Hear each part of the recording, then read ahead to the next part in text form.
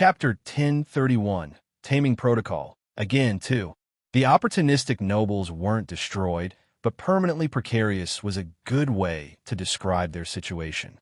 The fines and penalties that Julius, Arturo, and Selphra had imposed with the authority of the agreements that the losing side was required to accept had been calculated with the precision of someone who wanted the maximum possible payment without drowning the payer to the point where drowning became a reason to resist.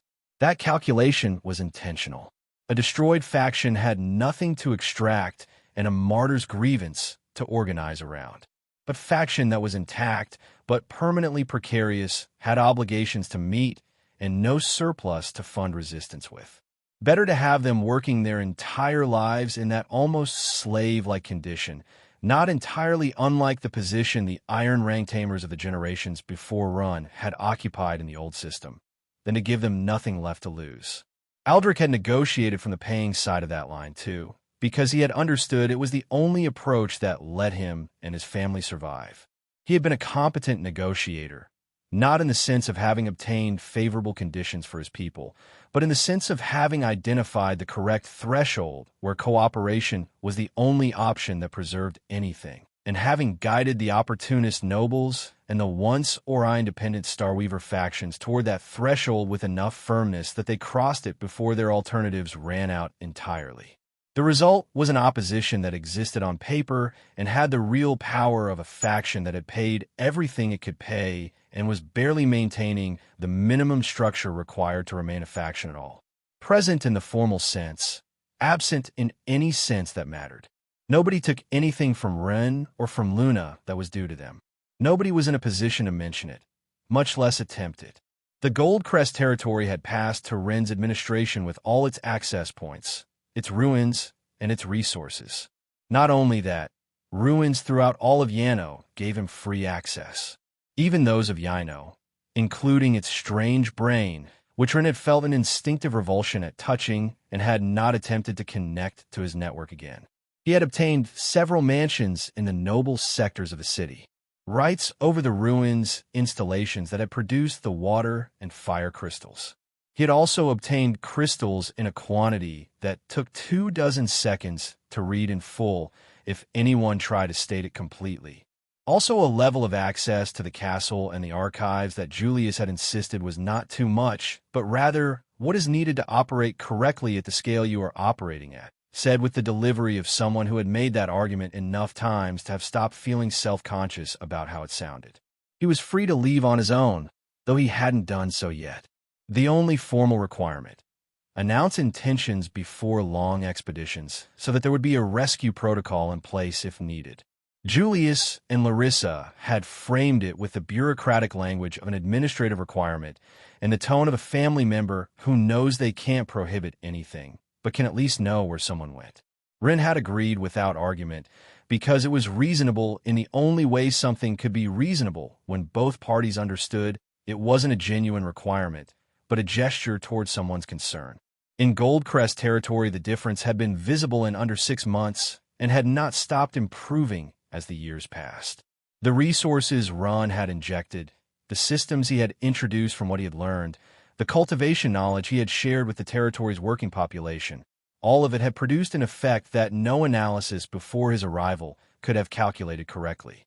Goldcrest was now the primary supplier of materials and specialized articles for high-level cultivation across the entire region, something like a hub for the latest techniques and approaches, with a quality that the more established noble territories hadn't matched yet, and with a rate of growth in the classes that had previously been the lowest and still hadn't settled into a predictable growth curve. In the streets of that territory, Ren could no longer walk without being recognized. In other parts of the city, the situation was more varied.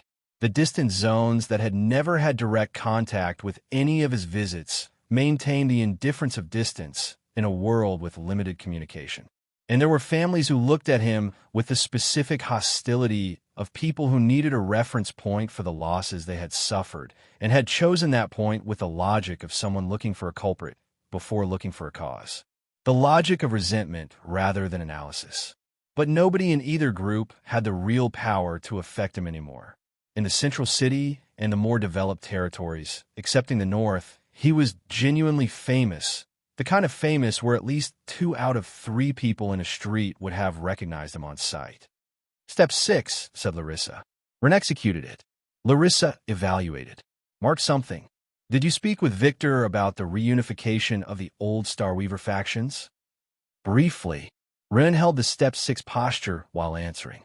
The ones in the anti-reform faction are still trying to find something to use to generate a scandal before the betrothal is formalized out of resentment. They don't have real resources for it. But the problem seems to be that the attempt itself might create enough noise to ruin Luna's day. I've handled it. Said with the same calm she would have used to confirm a document was signed. It won't come to anything. In a situation with Leora's uncles still in high family positions, the pause was minimal, short enough that most people would have missed it, not long enough to be called a hesitation. But Ren had spent enough time paying attention to Larissa for silences under a second to carry information. Chapter 1032, Taming Protocol, again 3. There are still some small problems with deep roots. They're still saying unpleasant things, said Larissa. But don't focus on that. Larissa, don't focus on that. This time, it wasn't the pedagogical tone. Leora and Selfra will manage it. We manage it so you focus on this. You don't need to be wearing the expression you're currently wearing when we're in the ceremony and someone slips in a stupid comment. Ren looked at Larissa. Larissa held his gaze with the calm of someone who had decided not to move from there. Step 7, she said. Ren executed Step 7. Larissa watched him complete the full sequence. Then she set the document on the table and crossed her arms with the gesture of someone arriving at an assessment. When you do this perfectly on the day of the ceremony, she said, they're both going to understand why I asked them to let me teach you alone.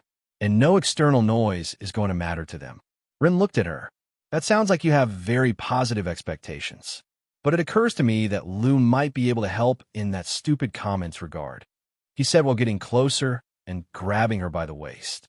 Having him there will certainly be useful, said Larissa. But I wasn't only talking about noise. A pause. Expectations can fall short. It's better not to anticipate perfection, because there are things that are inevitable. Ren didn't answer immediately. He hugged her closer and looked from her back at the seals exchange document for a moment. Is your mother going to be at the ceremony? Larissa didn't move. Probably. Ren made a complicated expression she couldn't see but likely felt in his mana. Didn't showing her the Diamond Dragon materials help? If King Dragarian had had time to visit her before then, maybe my family name wouldn't. Ren stopped. Not because he didn't know how to finish the sentence, but because there was no way to finish it that didn't sound like exactly what it was. The acknowledgement that there were things like an important lineage that he simply didn't have, and that no quantity of territories or ruin rights could replace in the way that woman understood them. Not a character question, not a capability question, a specific kind of old currency that he hadn't been born holding and that no amount of accumulation in other categories converted into. It had to be possible if I do something as significant as your father did, he said, redirecting. It's just that the time is shorter than I expected and don't worry about that either. Larissa said it, but without the firmness of the earlier limit. Something softer. She doesn't understand things correctly. She never left that small section of the castle. She hasn't seen enough in her life to see things from outside it. Even I learned to ignore her most of the time. Ren finally nodded. But the thorn was there regardless, with the specific persistence of things one understood rationally, while the emotional system decided that rational understanding was insufficient to ignore them. If Dragarian could have spoken, if there had been time before this ceremony for someone like him who carried that much relevance and weight to have spoken to that woman about this specific boy. If Leora's uncles would also keep quiet if there were something large enough that could be demonstrated clearly and with sufficient ease in front of everyone. Even the anti-reform Starweaver faction, still searching for a scandal to damage the girl's day. The noise they could produce was inversely proportional to the scale of what Ren had already done publicly and what he would do next. There were perhaps other ways of dealing with those things more directly, but Sirius was still crystallized. Ren knew that. He also knew what it implied, that the only way certain doors opened completely wasn't accumulating more territory, more accesses, more crystals, more victories against elemental dragons. Those were real, and they counted, but they were counted in a different currency from the one that mattered there. What mattered there was a demonstration that he could surpass his own self-imposed walls and bring back legends with older blood that those that were talking couldn't dismiss. The crystallization was still pending. Larissa separated from him slightly to be able to watch his face and looked at him with the attention she had when she was processing something and wanted to know whether the other person had arrived at the same place. From step one again, she said. Rin released the thoughts for now. The mantis helped him relax the body back to its working state. He ran the sequence again from the beginning, with the exactness of something that no longer required the conscious mind to supervise it, the movements arriving in the correct order at the correct angle, while outside the afternoon sun continued advancing across the academy in the direction of the next day. Barely 3 weeks left. 2 weeks left. The day schedule was the emptiest it had been in recent memory. A protocol session in the morning that Larissa had canceled for a Dravenholm House meeting. The Goldcrest reports that in all fairness could wait until tomorrow, and an afternoon with nothing written in it. Rin had been looking for exactly this since he defeated the fourth dragon. Not with enthusiasm, but with the resignation of someone who understood that the only way to know whether they were ready for something was to attempt it, and that attempting it had a cost that procrastination didn't eliminate but only deferred to a later date, with interest because things one avoided had a way of becoming larger in the waiting than they would have been if confronted directly. He had flown to the north of his still perceptibly enormous territory. The ruins where the water and fire statues rested had the silence of mystery, not only the silence of old, but of weight, of things that had happened there and hadn't fully dispersed. Stone that remembered. The high-level guards at the entrance recognized him before he reached the distance where the identification protocol would have been relevant. His mana density was recognizable at a very long range that also had grown steadily more pronounced over the past months, the kind of signature that announced itself without requiring confirmation. The captain on duty made the gesture he made every time Rin appeared without prior announcement, a hybrid of a salute and the implicit question of whether he wanted someone to accompany him. Rin shook his head as always. The captain nodded and opened the way, signaling his companion to notify the interior. They were about to feel that intense energy from the depths of the ruin again today. Chapter 1033, Taming Contentment. The deepest main chamber of the ruins smelled the same as always. Ancient stone and the residual energy of the statues with their reinserted hearts, which now made the entire structure glow in a way that had no equivalent in standard crystal architecture. The two crystallized figures in their positions were exactly as they had been on every previous visit, with the difference that this time Rin hadn't come to just practice mapping or evaluate. He had come to attempt something larger. That was what he had decided while walking here, with a certainty that had started developing cracks now that the chamber was in front of him and the two figures were in it, and the width between the theory of what he could do and the practice of actually doing it had become so short. He had to try if he ever wanted to resolve those deeper problems. But if I managed to bring them back, he thought, it might end being something bad regardless. That was the part he had been thinking subconsciously and had led to avoid, trying, and postpone for months. Fear leading to procrastination, because it was too uncomfortable to face the results of that possibility. If he succeeded in reversing the crystallization of these two statues, they would be people. But people who had been this way for too long. People who now might simply be bodies without life despite everything. The biological systems preserved in the crystal structure, but no longer having whatever made a person a person. It was a huge effort, and even then, he didn't know what he would find on the other side of the finished work. But he had to try. He began. The mapping starting from the little broken finger was always the first step. Not because it was the most important, but because it was the point of lowest complexity in the system and the one he remembered best from previous attempts. It consumed less active memory than the rest, which left more available for what came after. It also served as a warm-up, the way reading the first page of a text calibrated the mind before committing to the full body of it. The male statue was the natural first subject. The logic of saving women and children first was apparently something he still defaulted to without deciding to. Rin continued. The little finger, the hand, the wrist, the forearm, the elbow with its articular complexity, a joint where multiple systems intersected and where the connections between bone and mana pathway were denser than in the straight sections. Then the full arm was finished. If the elbow was a place where the density of connections increased in a way that required slightly more time than he had calculated. The shoulder was worse. The mana circulation system branched wildly toward the torso, but despite these added complexities, he still felt like he had significant capacity remaining. The system was responding. He kept going. The neck, part of the head, the upper spine in its full complexity. Then the torso downward, ribs, sternum. He had reached the sternum and stopped. The weariness was real. The fatigue of fine control extended over too big and complex a target, the kind that arrived in the perception systems before arrived in the physical ones and produced a fogging of precision that was exactly what he couldn't afford here. Not exhaustion of the body, but the dulling of the mental edge that made the difference between correct and approximately correct at the level of detail this required. But he had reached the sternum. He had covered practically half of the most important systems in the body, and he still felt capable of pushing a little more despite all the headache. This mapping, being able to reach the sternum, told him something he hadn't expected it to tell him. He wasn't as far from the accomplishment as he had been afraid he was. The lower half of the torso, the legs, the mana system in the lower body, these remained unmapped. But what he had read up to the sternum was sufficient to understand the complete structure of the system.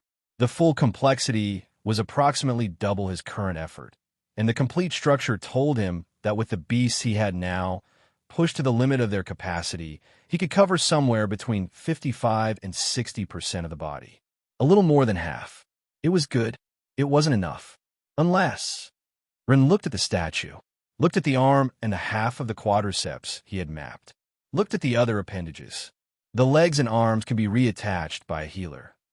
If he transformed now only the parts that mattered, the organs, the central mana system, the neurological systems, and left the extremities outside the transformation to be reconnected afterward when he had recovered some energy, then perhaps. But he would have to heal the damage after the attempt. He would need to keep enough mana in reserve for that. And maybe he would also have to reopen the sealed wound to reconnect the extremities. The idea arrived with that strange discomfort that ideas had when they appeared at the exact moment the system that normally filtered them was too turbid and tired to operate correctly. Brilliant in the way that ideas felt brilliant when the person evaluating them was already past the edge of clean thinking. It was risky, but these statues were. The origins of the figures were Goldcrest and Yino. If the result wasn't perfect, the personal cost of that imperfection was lower than if it had been someone he was more directly interested in saving. With the desperation and the heat of the moment, that was enough for Rin to try it. The error arrived when it was already too late to stop it completely. The first phase of mapping was deceptive in small but hyper-complex areas, nodes of the nervous system and the mana system, dense junctions where the circuit density exceeded what the surface area suggested. Rin had understood most of it, but there were always small details that were difficult to retain at that level of granularity. He had generalized his remaining mental capacity in a way that turned out to be incorrect. The complexity of the system didn't scale linearly with the size of the area. He wouldn't have enough to heal it afterward. He wouldn't even have enough to save everything important. Chapter 1034, Taming Contentment 2. He was wrong. The complexity scaled such that the first phase, mapping, consumed a relatively manageable amount because perception was his strongest point. The second phase, activation, the actual modification of the three-dimensional runes to reverse the process, consumed double what the mapping had cost. In an area the size he had mapped, the total consumption came to triple, not double as he had calculated by treating the mapping as half the total, because the activation cost multiplied at each node, and nodes were where intricacy concentrated. He understood this late.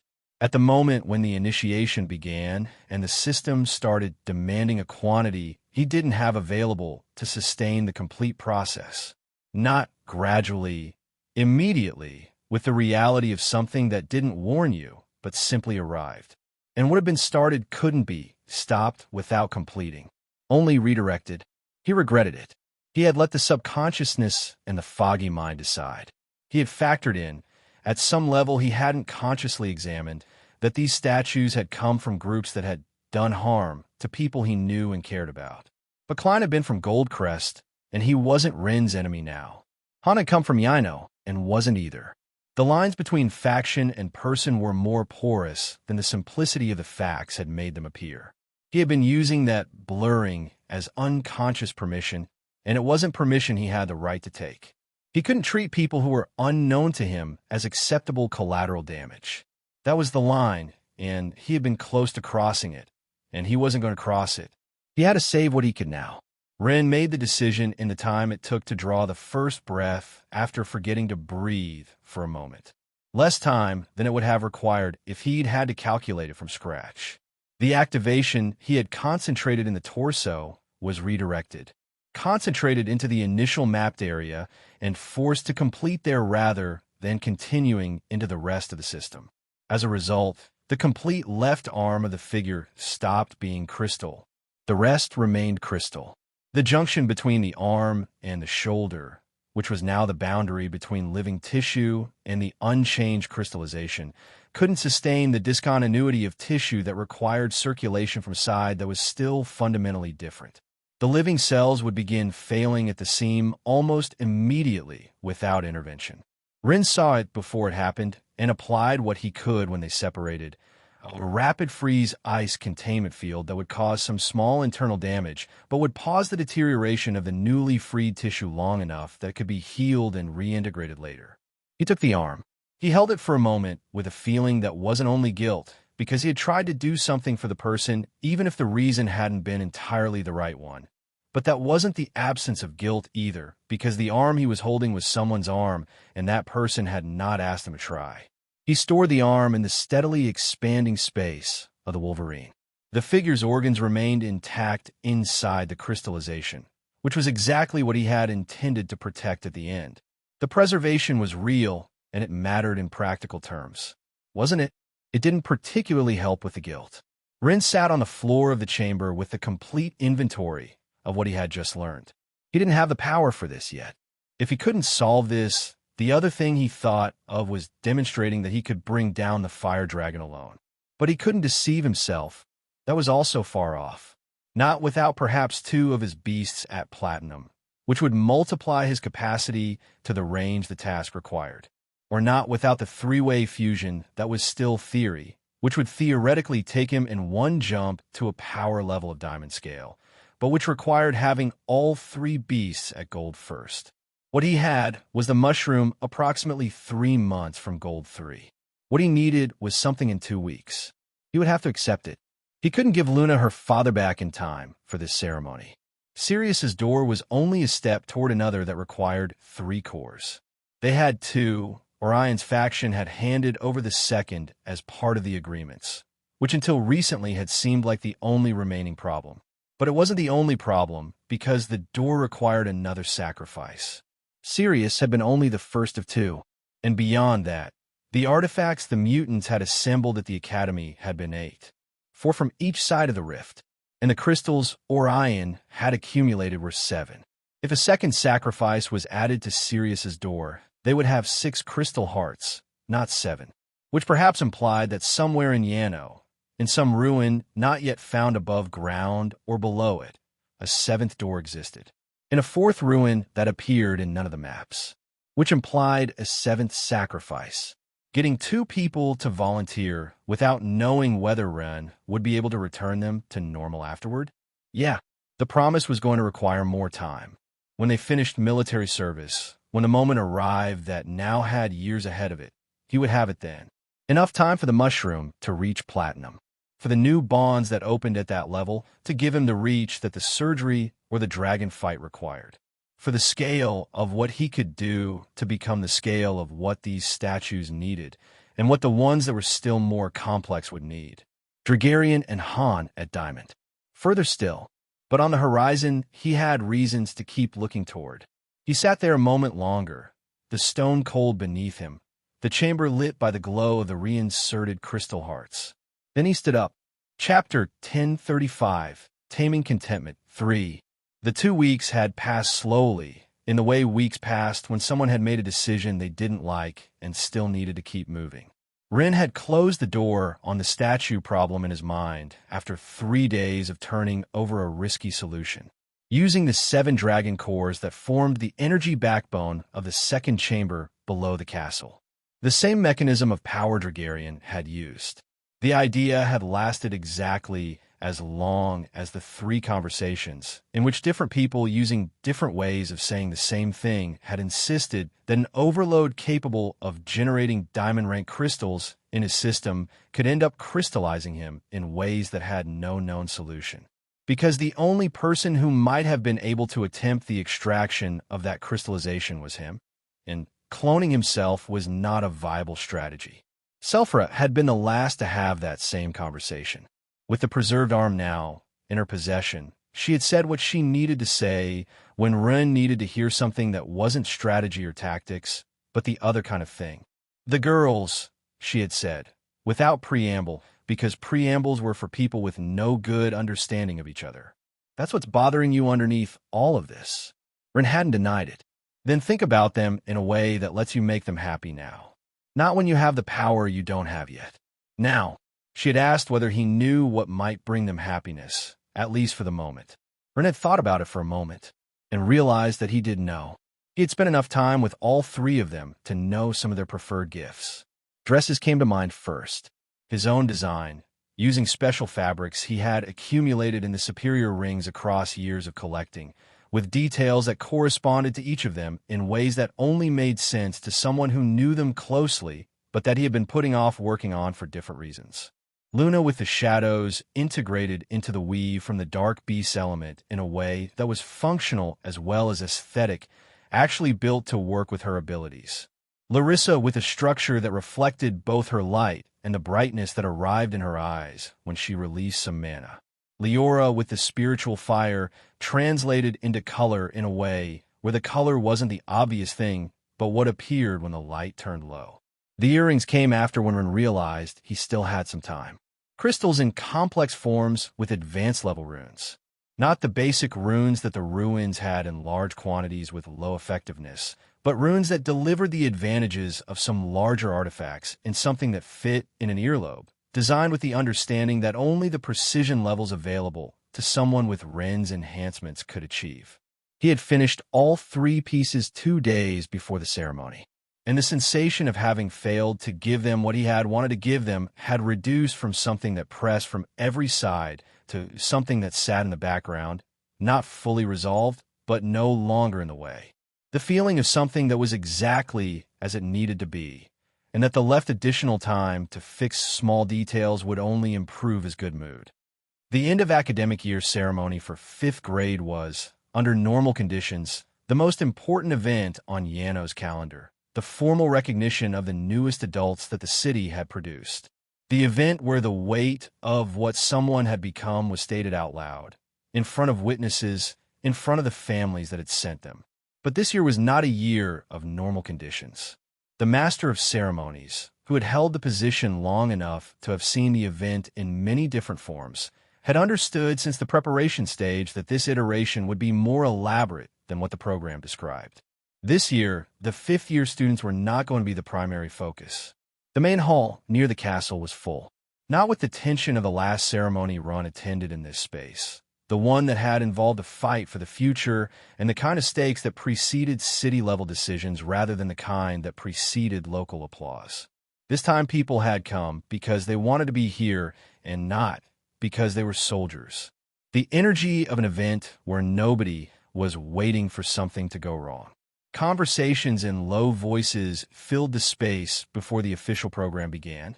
The warmth of rooms where the audience was already present rather than assembled.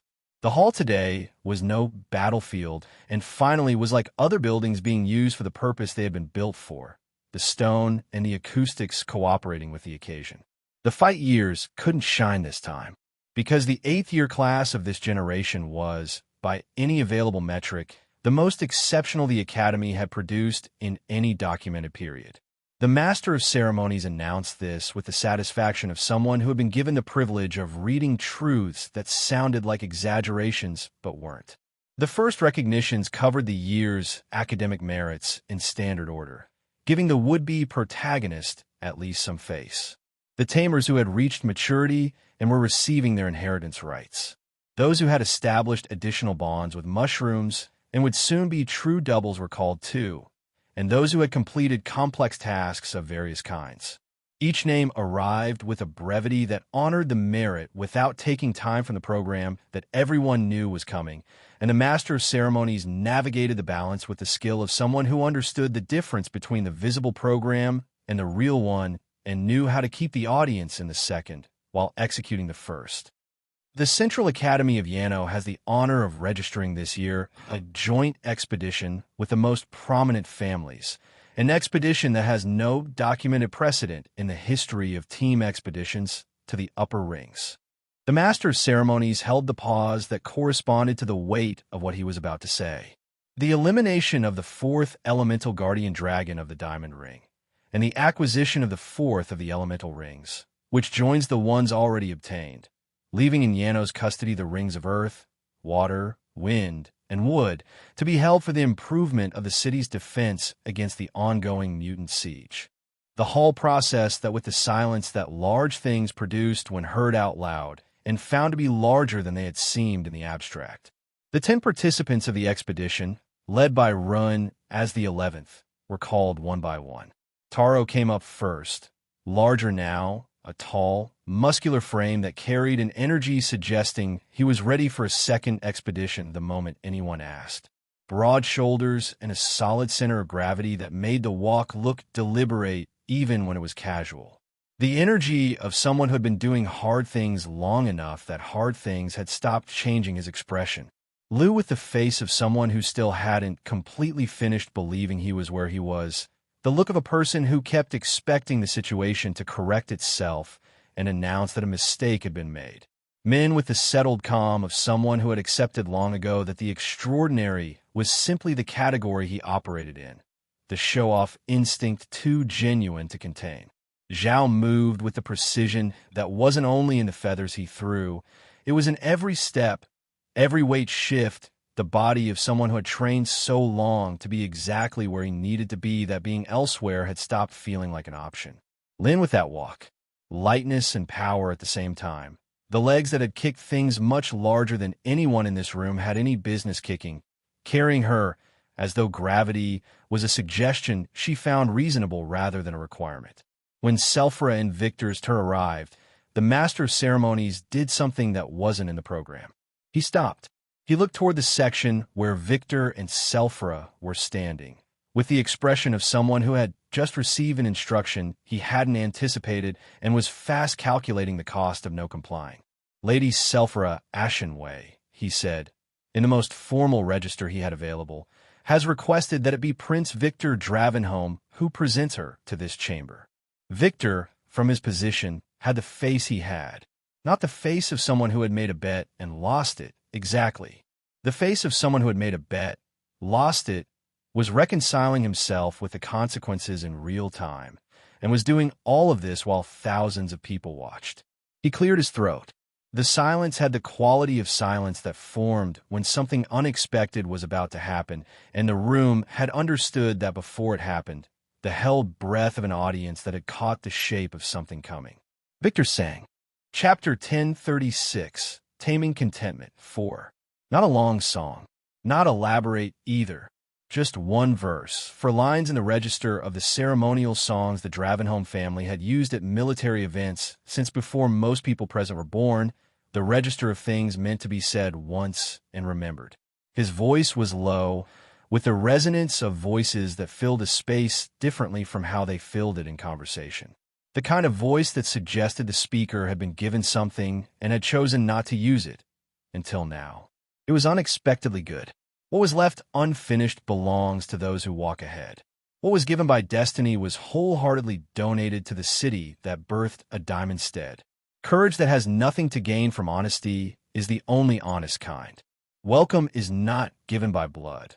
It is earned by the worthy stud who proves they're self-defined. For lines, it was about the future built on what others left behind, about the debt a city owed to someone who had arrived without a name and yet did more than those who had big ones, about the honesty of courage when it had nothing to gain from being honest, and about the welcome owed to someone who had demonstrated that deserving it didn't require having been born to it. The silence that followed lasted long enough to digest the unexpected good quality and meaning before the applause arrived. It started in the sections closest to the stage and spread outward as the people further back understood what they had just heard. Several people in the prominent family sections looked at Victor with the expression of someone who had heard something readable in multiple ways and had understood the reading that carried the most weight. The one that said the eldest Dravenholm prince had just publicly described someone as the natural continuation of what his father had left unfinished. In ceremony language, in front of witnesses, with the weight of the Dravenholm military tradition behind every word. Victor had the face of someone who had done what needed to be done and needed to change the attention somewhere else immediately. Selfra was smiling with the unhurried satisfaction of someone who had made a bet, won it, and found the winning price more enjoyable than expected. The three Dravenholm brothers moved together after the small performance. Julius first, carrying the 3 small gift boxes Run had asked him to hold, which several people in the hall had already noticed him carrying without commenting. Because Julius Dravenholm carrying something without announcing, it meant there was a moment for the announcement already calculated to give those to someone, and asking early would only make the moment arrive before it was perfect. Arturo, beside him, with a posture that showed he knew this was one of the moments that people came back to years later when they tried to explain something big or the start of a new era, and who was therefore holding it with more attention than any normal program required. Victor completed the group, the red mostly gone from his cheeks now, replaced by the composed dignity of someone who had survived his embarrassing part and could be a different presence for the rest of the evening. The master of ceremonies let them take their position without needing anyone to tell him to yield the space. Some things communicated their own protocol. Julius spoke, not with the official tone he had used for the year's formal announcements, with the tone of something thought about long enough that the words arrived carrying the weight of their own sincerity, the unprepared speech that had not many grandiloquent words and was said with warmth so stopped sounding prepared. Our city has a debt. He let that sit, not the kind settled with territory, with crystals, or with extra rights, though all of that exists and has been delivered as it should be. He looked at the hall with the full seriousness he deployed when he wanted what he was saying to reach each person specifically, not the average of the room, the kind that is acknowledged out loud, in the right place and in front of the right people. The hall was very quiet. The new generations now produced Tamers who in previous years would have been exceptions. This year, they were the standard again. A breath. And within those exceptional Tamers, for deserve to be seen more and standing together, so that this chamber understands what they represent, and so that they understand it too. Julius called the 4 of them. The hall watched them arrive. Larissa, with the posture Ren had practiced with her across weeks, which in her arrived without any of the work it would cost him. Natural in the way that things were natural when they had been lived rather than learned, the bearing of someone who had always known where her weight was supposed to be and had simply been standing there. The light in the hall caught the fabric of her dress, Ren's work, the structure that reflected her light and the brightness that came to her eyes when something pleased her and held it differently than it held ordinary cloth. Leora, with the combination of energy and lightness that was entirely hers, as though the gravity of the occasion was real and present, and also not quite sufficient reason to release the particular way she occupied spaces. The color in her dress shifted as she moved, the spiritual fire translated into something that appeared when the light was low and wasn't obvious when it was bright, the kind of detail that rewarded attention without demanding it. Luna with the exterior composure that Ren had known long enough to be able to read what was underneath it. The shadows and the fabric moved with her in a way that fabric didn't. The dark beast element woven in functionally as well as aesthetically, something that belonged to her expertise rather than something just placed for the looks. And Run. who arrived at his place with the posture the mantis held impeccably and with the expression he had when he was being what he was without thinking about whether he was being it correctly. The unguarded version that Larissa had calculated would produce exactly this effect, in exactly this room, on exactly this occasion. Chapter 1037, Taming Contentment 5. The triple betrothal was announced. The candidate for such an enormous feat could be seen standing proud by everyone. Ren was the central figure by facing the ceremony that tested his worth to be the fiancé of such important young ladies. The complex performance ended with the 7 steps. The same 7 that Larissa had corrected over 2 weeks with the methodical patience of someone who knows exactly where she needs to arrive and who doesn't mind having had that situation to herself because the destination justifies it. The precise path from the waiting position to the center of the ceremonial space, the angles of the hands and the exact positions, the weight distributed the way the protocol established for announcements, appeals and behests of this nature, each placement deliberate without appearing to be stoically deliberate. The kind of execution that worked because it looked like not trying. The mantis executed it. So was truly not even trying. Not visibly cheating also. There was no active fusion in the sense the hall could have seen or felt, not the shimmer of scales, or the quality of movement that announced a beast bond operating at the surface.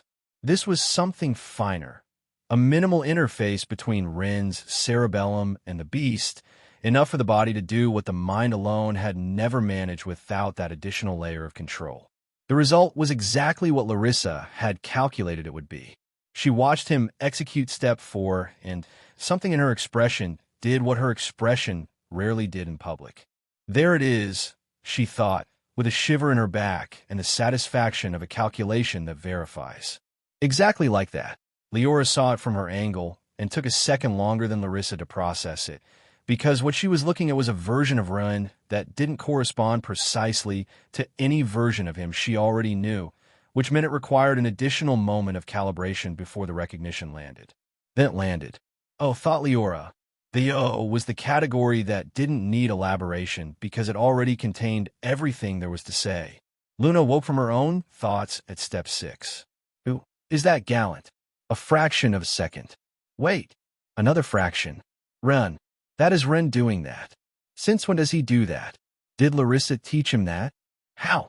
Externally, Luna Starweaver looked forward with the composure of someone following the program with appropriate attention.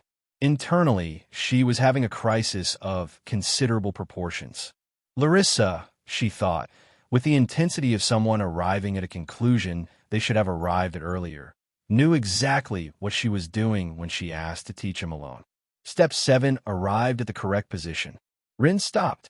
The hall, which had been processing the last few minutes with the focused attention that impeccable execution produced, processed what it had seen in the silence that followed. Not just the performance of the steps, the complete picture of someone who had no business being uncertain about his place in this room, and who clearly wasn't. Nobody could object to that. And nobody could object, either, when the 3 princes and Selphira announced the welcome to the family and the pass of the betrothal ceremony, Ren formally promised to the 3 most important houses in the kingdom. Julius handed the 3 boxes to Ren with the now relaxed gesture of someone completing one part of a process and ceding the next to the only person who could execute it. Ren opened them. The mantis held him in the correct posture while his hands did what they needed to do, and the result of that combination was still exactly what Larissa had calculated it would be. The first pair of earrings arrived in Larissa's hands. Larissa received them with the composure she had for everything, which this time was her way of not doing exactly the opposite. She had the viewing angle that came from standing beside Ren, which meant she saw the crystal up close before the other 2 did. And what she saw was this: that the artifact market's idea of what was appropriate for high-level events, the things the noble families considered worthy of such occasions, didn't come close to what Ren had made. Complex runes integrated intricately into the small structure, not merely engraved on the surface, but structured through the body of the crystal in 3 dimensions, built into the architecture rather than added afterward. The kind of work that required an enormous capacity for manipulation and a deep understanding not just of rune systems, but of the mana system of the person who would wear them, because these runes were calibrated to function with the mana of their owner specifically, or not at all. He knows me, thought Larissa. He knows exactly the shape of my system. Something that wasn't surprising. She had understood this intellectually, but that landing in this small and beautiful concrete form carried a different weight from the same knowledge in the abstract. She put them on. The artifact activated, and the sensation was that of something finding its correct place, adjusting to the circulation of her mana with the precision of something made to her specific measurements. Larissa kept the correct expression, barely. This is not a conventional betrothal gift. This is the work and pure dedication of someone who used time he didn't have. Scarce time that I know exactly how much it cost, because I was the one administering the little free time he had left. The second pair arrived in Leora's hands. Leora didn't receive them quickly. Not because she didn't want to, because there was a specific moment in that transition, the instant when the crystal was still in Ren's hands and not yet in hers, that she wanted to hold for one more second before it ended. She finally held them. The warmth was perceptible, not temperature, but mana signature. The trace of the hours Ron had spent working them was in the structure of the crystal, the same way the smell of a kitchen stayed in clothing long after you had left it. They carried Run in essence. His jade mana was faintly present in the crystallized structure, but more than that, they carried the Run who had been focused and quiet, doing something precise for a long time, because he had decided it was worth doing. Chapter 1038, Taming Contentment 6. Leora put them on. When the system responded to contact with her mana, the precision of the adjustment was the kind that didn't happen by accident, and Leora thought about all the times Run had been nearby, without her knowing he was seeing exactly what she was, not just the surface of it. And that information went to the place where the others of its kind lived and where it was going to keep existing for a long time. She didn't cry. It was a conscious decision. A difficult one. It was close. The third pair arrived in Luna's hands. Beautiful earrings. Luna received them with both hands a moment early, because Luna's body had its own priorities when the nervous system was processing several things simultaneously. But Ren helped cover the small slip by making a deliberate gesture of finality, the kind that read as task completed and redirected attention toward completion rather than the beat before it. He made this earrings himself, not just the dresses, with runes, designed for our specific mana systems. When did he do this? When did he have time? He's been doing Goldcrest paperwork and protocol sessions with Larissa and training, and externally, Luna Starweaver held the earrings with the composure of someone evaluating an artifact of significant quality. Internally, she still could not calm down, and she thought she could feel the white crystal inside her shadow, glowing with slightly more intensity than usual. Mother is watching this, listening to my heartbeat like this and saying, "I told you so," intense love, with a triumphant face, definitely. Don't cry. Don't cry here. There are hundreds of noble families watching. She put them on. They fit perfectly. Of course they fit perfectly. Naturally they fit perfectly. She hated how... No, that's a lie. She didn't hate it at all. Run, with the empty boxes returned to Julius, and the mantis holding his posture with the exactness Larissa had spent weeks calibrating, looked at the three of them and gave a single nod, expression still cool and composed. Julius retook the position of central speaker. "The territory of Goldcrest," he said in the tone he used when something stopped being what it had been and passed to being what it was going to be from that point forward, in recognition of the person who administers it and has transformed it in documented ways, will officially be known as Patent territory. The Hall processed that differently from the betrothal announcement, because it was a different class of information. Not the confirmation of something many had already suspected, the formal registration that a family which hadn't existed in any map of power 8 years ago now had a territory with its name on it. A name that would appear in documents, in trade routes, in negotiations for generations. A name that had been made rather than inherited. Julius continued, "And this chamber has the honor of witnessing the formal announcement of the engagement between House Patender and the houses Dravenholm, Starweaver, and Ashenway, which from this day forward will form the central pillar of. Fern squeezed Reed's hand. Reed squeezed back. Both of them were tamers with the same two beasts, one of iron, representing where they had started, and one of gold, representing what they had become. They had cooked for others for most of their lives in the zone, where low-ranked tamers survived by doing what they could with what they had. The noble craft of healing was something they had learned relatively late. But none of that was the definition of who they were. What they were was this: two people extremely proud of their beloved son, their eyes shining as they gazed forward, looking forward in the main hall of Yano, hearing a surname that was there spoken in Julius Dravenholm's voice in a context that made it sound like something from an entirely different category from the one they had always occupied. Reed had the jaw of someone trying not to do something he was clearly going to do anyway.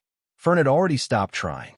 Taro, from where he stood, had the uncomplicated happiness of someone who found something good and expected and didn't need to elaborate it further. He was happy for his friend who deserved it. Just that. Lou was smiling with the face of someone who had been waiting for this moment from far enough back that the satisfaction of seeing it arrive had accumulated into several layers. He had his eyes fixed on Run and the three girls with the energy of someone who has been on the right side of a long bet and is watching the payoff in real time. He wasn't going to let anyone ruin this.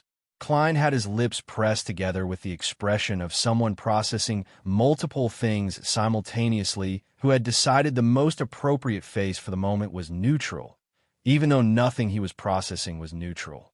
But he also felt that this was right. Whatever else was complicated, this part was right. Mayo looked at Min. Min was already looking at Mayo. They had the same expression, the look of people who had been too close to a situation for too long for the formal announcement to arrive as a surprise, but who felt the weight it carried when it arrived in the right place in front of the right people regardless. Mayo reminded Min he had something to do. He had been positioned since before Julius started speaking. Position calculated, equidistant from the two groups that mattered. The active concealment capacity engaged from the moment Julius began, which meant the full mana suppression that very few people in this room knew Min possessed, because Min rarely needed to use it, and when he did, he tended not to leave comfortable witnesses. Aldrich listened to the betrothal announcement without changing his expression. He had calculated it. Not the details, the general direction.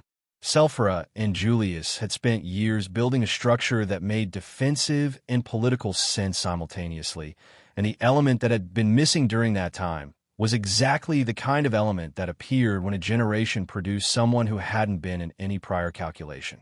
It didn't bother him. It was what it was. Saya, beside him, wasn't looking at Julius when Julius spoke. He was looking at Luna. Chapter 1039, Taming Contentment End. Aldrich noticed without anyone saying anything. Saya was running the calculation that people ran when they saw something that could have been different, and finding that the answer to why wasn't it me was more complicated than the question had made it seem. Not only Luna, three beautiful women, all three with the kind of presence they had, and all three here by choice at some level, because if they were only political pieces had the power to stop this, and if he wasn't to their liking they wouldn't be looking at Rin the way they were looking at him. Some people have too much luck, thought Saya. Then he corrected himself. It likely wasn't only luck, but he didn't have a good name for what the rest of it was. Aldrich put a hand on his shoulder, briefly. The universal gesture for, let it go. Some of Luna's uncles, detractors who had survived the dismantling of Orion's faction with enough left over to continue existing as a faction on paper, because they had not directly participated in the coup, had arrived at the ceremony with a specific intention. The betrothal announcement was the moment to do the only thing their current resources permitted: noise. Not much, but the kind of noise that in the right place at the right moment could create enough discomfort to at least slightly damage something they would have preferred didn't exist. They opened their mouths when Julius was giving the announcement. The sound went nowhere. Lou had not stopped smiling at any point since Julius began speaking. The sound-specialized beast that made up his system had capabilities that nobody in this hall could approach, and the suppression field was positioned with an exactness that was not coincidence, corresponding precisely to the two sections where Luna's uncles and Leora's uncles were seated. Leora's uncles, who had also arrived with the same intention at the same moment, discovered simultaneously that they had a problem in the vicinity of their trousers that had nothing to do with sound, much to do with wetness, and that was urgent and uncontrollable enough to displace any other intention entirely. Men, at some point between the start of Julius's announcement and the moment Leora's uncles became aware of their situation with the urgency of people who urgently needed to find a way to cover their pants, had ceased to be visible. The full concealment capacity of his beast combo was one of the things men rarely needed to use, which meant that when he did, nobody without Ren's level of awareness in the immediate area knew exactly what had happened or when, only that something had changed in their undergarments unexpectedly and at the worst possible time. The sentiment of the detractors remained at just that, without ruining anything. What did weigh a bit, and Ren noticed it in the second when the hall's attention redistributed itself toward the conversations and commentary that always followed an announcement of this nature, was what was absent. Larissa's mother was not in the hall. It wasn't a logistical absence. It was a posture, and a posture persisted beyond the ceremony. It didn't dissolve when the program ended, couldn't be silenced by Lou or dampened by men, because it existed in a different space from noise and inconvenience. Luna's parents couldn't be there for reasons that were circumstance rather than choice. Leora's parents either. That was also sad, but it was different from choosing not to be there. Yet Ren stored it, and then he looked at the three of them. Larissa, who had noticed the same thing Ron had at exactly the same moment, and was wearing the face she put on when she was processing something she wasn't going to show, because showing it served nothing useful at this specific moment. The face that was doing its job again. Leora, whose eyes had that particular quality they had when something had reached her at the place where things reached her for real, holding that back with the same decision she had used to hold back the tears when she received the earrings. Present yet contained. Luna, with the composure Ren knew well enough to read what was underneath it. All three were standing in the right place. All three were wearing the dresses he had made. All three had the crystal earrings he had designed specifically for them. Not for this announcement, but for what would come after the military service, when the formality would be real rather than just the beginning of becoming real. Objects that had been made with that future in mind. Ren moved. The mantis held his posture. What was his did the rest? He positioned himself in front of the three of them with the exactness of someone who had calculated the correct angle, and in the sight of hundreds of families, of the three Dravenholm brothers, of the master of ceremonies who had spent enough years in the profession to have seen nearly everything and who had not seen exactly this. He extended his hand toward all three, asking them to dance, a brief, light turn, the traditional signal of acceptance and comfort between betrothed parties, an acknowledgement of closeness and ease. The light turn was its own declaration, showing yourself complete, allowing nearness without reservation. Something like the kiss that sealed a contract at a wedding, but much lighter for being preliminary. But not only as protocol, as what it was. The three of them looked at him. Larissa was the first to respond, which wasn't a surprise to Ren. She took his hand with the exactness of someone who had also calculated this gesture and was executing it with the precision of something verified. But her eyes had something in them that no calculation produced. Leora arrived with the warmth and energy that was entirely hers, the way she entered moments without measuring the space she needed, because the space always turned out to be exactly sufficient. Not stepping into the moment, so much as already being in it. Luna arrived last, with the composure she had for the world and without it at the same time, both things present simultaneously in the way the things that mattered most to her coexisted in her. Chaotic as she was, held and unheld at once, controlled and not. Chapter 1040, Taming Resistance. The hall watched, and it understood, even the section that would have preferred not to, that what Julius had announced was not the beginning of something, but the recognition of something that had already existed long enough for the recognition to be arriving late and exactly on time simultaneously. Outside, in the territory that had just stopped being called Goldcrest and now carried the name of the family that had transformed it, the afternoon was still afternoon. The streets were the streets. The people who lived there were going about the business of living there, mostly unaware that something had just been said about the place where they kept their things and raised their children that gave it a different name and the same character it had always had.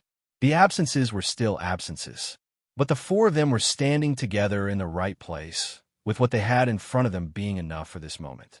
Enough, and more than enough. The ceremony closed with the correct protocol, and the master of ceremonies had the quiet satisfaction of someone who had executed the second most complicated program of his career without a single visible error.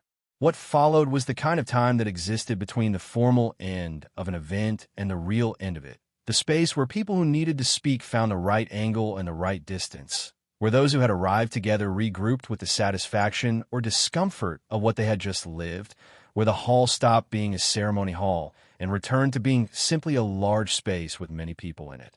The four of them were together, not talking in the sense of exchanging information, simply present in the same space and who didn't need the moment to do anything more than it was already doing. Fern arrived first, the way she always arrived when she needed to reach her son, with a determination that didn't consider the obstacles between her and her destination to be particularly relevant. Reed arrived one step behind, with the face he had when Fern had taken the initiative and he had decided the correct decision was to follow. The embraces that followed were not the protocol kind. Fern embraced her son, but she also embraced his new daughters, all three of them, with the same energy she would have used for people who were already family, which was exactly what they were even though the paperwork still had a pending date. Luna, Larissa, Leora, each in turn, each received the same way. Reed embraced Run with a back pat that carried everything from the bedroom conversation he hadn't said and everything he still wasn't going to say because it didn't need saying. Then the friends. Tara with brevity, but also with the considerable strength of someone expressing exactly what they felt without decoration. The kind of hug that communicated its content entirely through force per square centimeter. Lou with the energy of someone who had been waiting for this moment from far enough back that arriving at it was itself a form of satisfaction that showed on his face and that he didn't bother to conceal. Min with the calm of someone who understood this was not the moment for jokes, but perhaps for a well-placed, quiet comment in Ren's ear that would produce a moment of discomfort and a small, mischievous laugh. Zhao with the congratulation he offered when something struck him as fundamentally right, short, concrete, worth more than something long for that reason. Lin with all the pride of a second mother, the specific pride of someone who had spent years watching the process of growth and who had understood from closer than anyone what the process actually was. Wei and many more approached in their own time to do similar things. And at the end, Klein, with the quiet approval of someone who had calculated many things for a long time and could now verify that the calculation had been correct. He hadn't expected Run to invite him to manage part of his former territory. Victor found them when the hall was beginning to empty. The red had left his cheeks, and he had recovered the composure of someone who had done what needed to be done and made peace with having done it, a version of Victor that Run didn't entirely recognize, which was its own kind of interesting. "When you're ready," Victor said, in the tone of someone presenting something already decided while looking for the right form to present it. The wall is waiting, not as an obligation, as an invitation to something that everyone present had already decided they wanted to do. Military service was military service, and for people with the kind of capacity this group had, the city was too important and the wall too real for anyone to want to ask for an exception. Poorly viewed from outside. Impossible from inside. The four of them nodded, in variations that were different in style, and arrived at the same place. Victor opened his mouth to continue and said they at least had some relaxing days ahead first. But a message arrived before he could, the kind that reached Victor with that particular urgency through that specific channel, when the information was the kind that couldn't wait for the recipient to finish what they were doing. Victor read it. His expression changed the way Victor's expression changed when he was processing tactical information, no drama, with the efficiency of someone updating a map in real time. "The wall is under high pressure," he said. "Northeast sector." It seemed the wall wasn't going to wait for them even a moment longer. But nobody in the group made the gesture of someone who had just heard something interrupting something more important. The gesture they made was different. The adjustment of a person shifting from one mode to another without the transition requiring deliberation. The same way a hand moved toward a weapon before the mind had consciously named the threat. Maybe someone wanted to ruin the mood? But if Celthea wanted to rain on their celebration, she wasn't going to find it that easy.